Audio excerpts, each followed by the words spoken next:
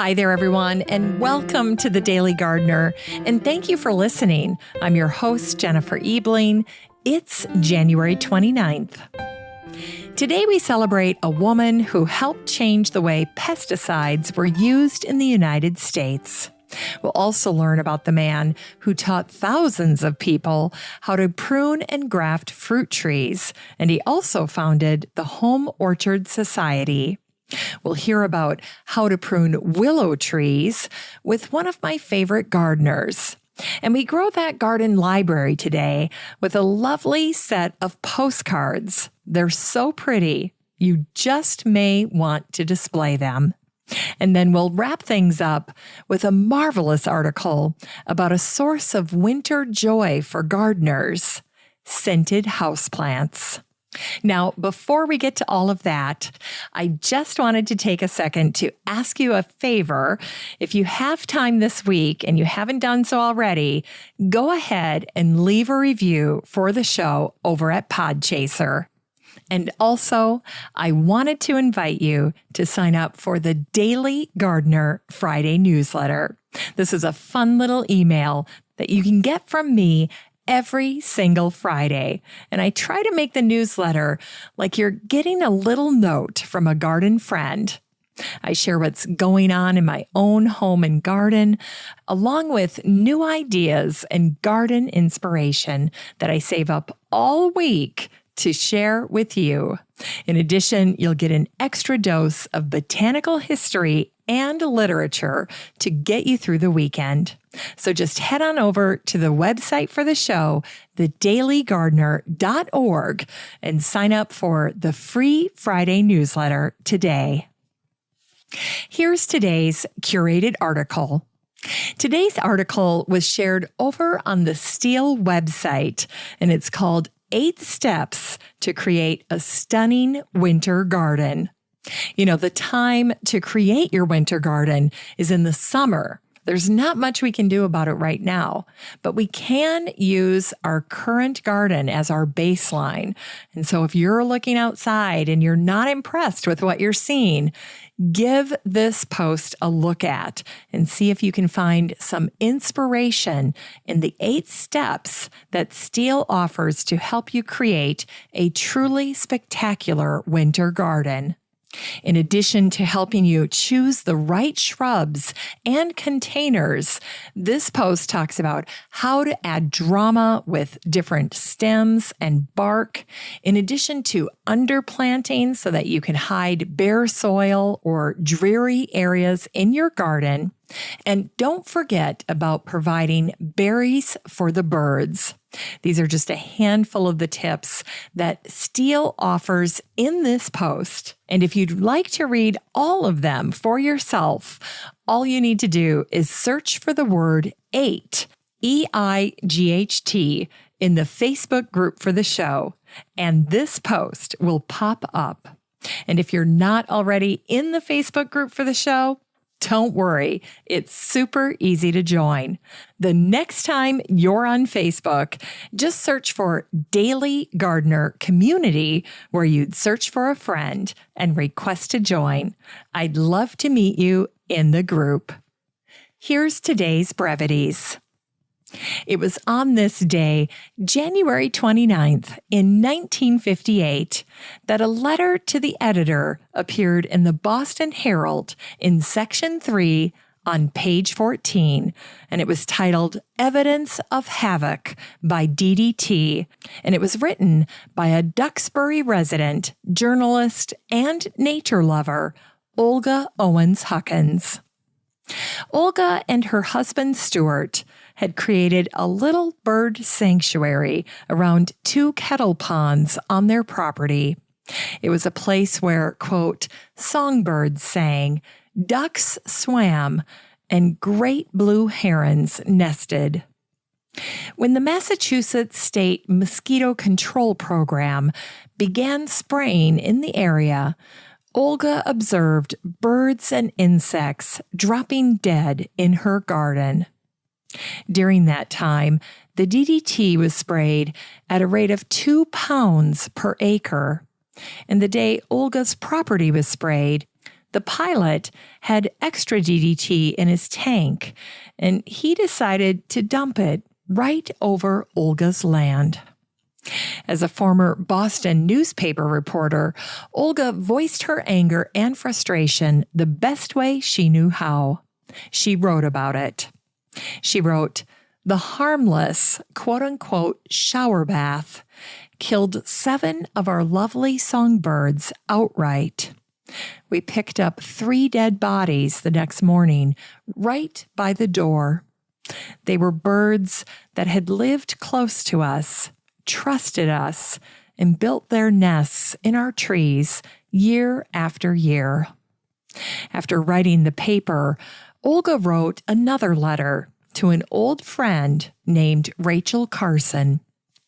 Olga wanted Rachel to help her find people in Washington who could provide more information about the aerial spraying of DDT. Olga's letter sparked 4 years of research for Rachel, and she put it all together in a book called Silent Spring. Rachel's book opened people's eyes to the hazards of DDT, and public opinion eventually forced the banning of DDT in 1972. Today, Olga and Stewart's property has new owners, but they continue to preserve the site as a bird sanctuary and also as a way to honor the brave women who stepped forward when it was put in harm's way. Olga Huckins and Rachel Carson. And today is the anniversary of the death of the founder of the Home Orchard Society, Larry L. McGra, who died on this day, January 29th, in 2005. Larry's obituary stated that pomology was his passion for more than 50 years. Pomology is the science of growing fruit. And in an effort to preserve fruit trees in the Northwest, Larry began collecting scion wood specimens in his 20s. And he founded the Northwest Fruit Explorers, an organization that acted as a clearinghouse for fruit information and fruit growers. During his retirement, Larry worked as a horticulturist for the Oregon Historical Society. One day, Larry discovered an envelope that contained apple seeds that were 100 years old. The letter inside the envelope referenced Marcus Whitman and his orchard. Now, Marcus Whitman was a doctor who led a group of settlers west to Washington state by wagon train. His wife was named Narcissa, and she was very bright and a teacher of physics and chemistry. Marcus and Narcissa were part of a group of missionaries, and they settled in an area now known as Walla Walla, Washington, and apparently they had an orchard. Beyond that, their time in Washington was not fruitful. They attempted to convert the local Native Americans to Christianity, but they were unsuccessful, mainly because they didn't bother to get to know or understand them. And sadly, their only daughter drowned when she was 2 years old, and then Narcissa's eyesight began to fail. When the Native Americans came down with measles, they blamed the settlers, and they specifically blamed Marcus since he was the town doctor. And after almost all of the Native American children died, the surviving adults launched an attack on the settlers. The Native Americans killed Marcus and Narcissa in their home on November 29th, 1847. And the event became known as the Whitman Massacre. And so the seeds that Larry found were one of the last pieces of the Whitman legacy. And unfortunately, Larry's attempts to germinate the Whitman apple seeds were unsuccessful. However, Larry did successfully obtain apple trees from Russia for his Portland orchard. By 1973, Larry had over 300 varieties of apples growing in his garden. 2 years later, in May of 1975, Larry hosted a meeting with a group of other orchard growers. It was the first official meeting of the Home Orchard Society. During his lifetime, Larry taught thousands of people how to prune and graft fruit trees. And during his 50 years of researching apples, Larry estimated that he had come across over 2,000 different apple varieties from all over the world. In Unearthed Words, today's words are from the garden writer and gardener Beth Chatto from her garden notebook for the month of January, where she talks about pruning willows. How often do you prune your willows, you may ask? It varies. We have to consider the vigor of different varieties and also, of course, the amount of time we have to spare. We do not always do what is ideal. If you can manage it, I think it's probably best to prune every year in February, removing about half the shoots, leaving the youngest, brightest looking stems. Some we prune every 2 years. Others we leave a little longer, but not too long. I once left the rosemary willow, Salix eleagnus rosmarinifolia, for several years. With long, fluttering gray leaves, white-backed on purple stems, they made superb specimens. I was loath to touch them, but eventually found we had to restrain them from smothering other good things.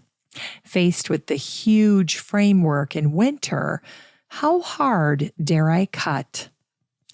Gingerly, I went round, saw in hand, cutting off vast pieces, but leaving, to my mind, an acceptable framework. Along came a young member of staff who, not before consultation, confidently took the saw and slaughtered my framework almost to the ground. I knew in theory he was right, but I just hadn't the courage. Would it be too great a shock to the system? Well, they were slow to start, but by the end of the season, they looked magnificent. It's time to grow that garden library with today's book. It's not a book today. It's postcards. These are botanical postcards, and it's a set of 100. This wonderful postcard set came out in 2017, and the subtitle is 100 Postcards from the Archives of the New York Botanical Garden. This box set contains 100 rare and brilliantly colored botanical art selections from the New York Botanical Garden archives. The images include portraits of exotic flowers, cacti, and succulents, and each image is printed on lush, uncoated stock to mimic the original paintings. These postcards are perfect for mailing, framing, or using as gift tags, which I think is a fantastic idea. You can get a copy of Botanicals, 100 Postcards from the New York Botanical Garden, and support the show using the Amazon link in today's show notes for around $15. Finally, here's something sweet to revive the little botanic spark in your heart. It was on this day, January 29th, in 1998, that the Courier-Journal out of Louisville, Kentucky, ran an article by Tova Martin, one of my favorite garden writers, called "Winter is the Best Time for scented plants. Here's an excerpt. In spring, there are violets, but who wants to crawl around sniffing flowers 2 inches above the ground? In summer, roses abound, but close encounters with rosebuds can be thorny. No, winter is when scents are sampled to the best advantage. With a horde of houseplants huddled on the windowsill, nostrils can have a field day. Fragrant plants, however, have one slight drawback. They're not very showy. The blooms of most fragrant flowering plants are a subdued cream, white, or yellow in color and are rather diminutive in size. Take heliotrope, for example. It smells like a comforting combination of mulled cider, baby powder, and vanilla. The flowers are white or purple in dense clusters, and they bloom lustily in any bright south-facing window, if you can keep the white fly at bay. Or try a Hoya in an east or west window. The blossom umbels smell something like freshly baked croissants. If you prefer something along the line of apricots, warm from the oven, try Osmanthus fragrans, the sweet olive. And if you crave the citrus scent, but don't have a sizable south window, consider a mock orange instead. It tolerates a low light and produces nosegays of creamy flowers amid laurel-like leaves. Several jasmines are easy houseplants, and they exude deep, romantic, come-hither type perfumes with a hint of musk thrown in after dark. Now, if you like that idea, but not the musky note, go for a jasmine imitator.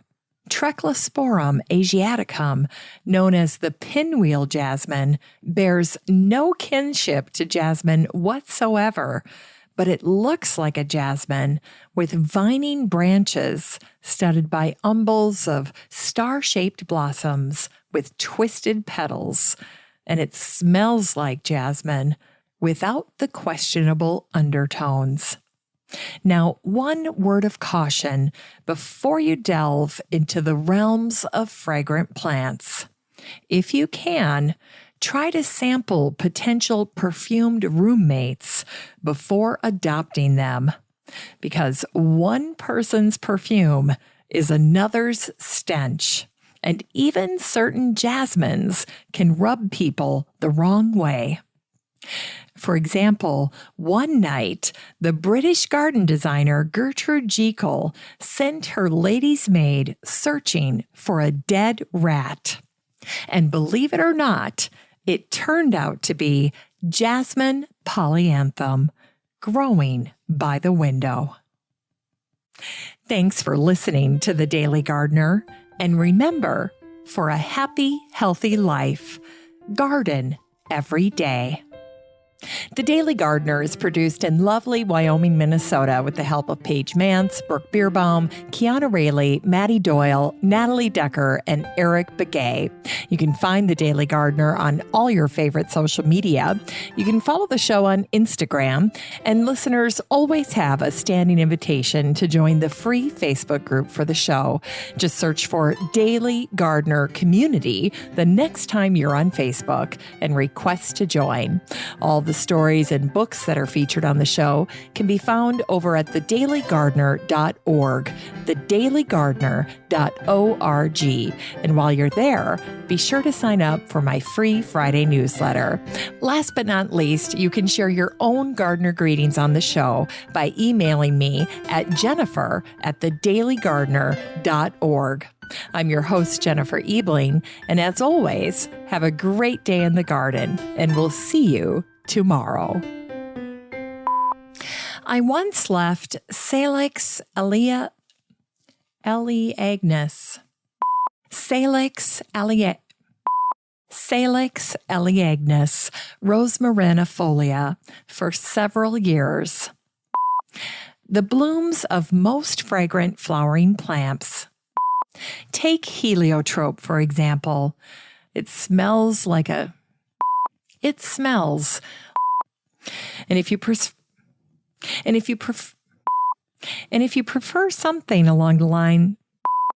And if you prefer something along the line of apricots, warm from the oven, try Osmanthus fragrans, the sweet olive.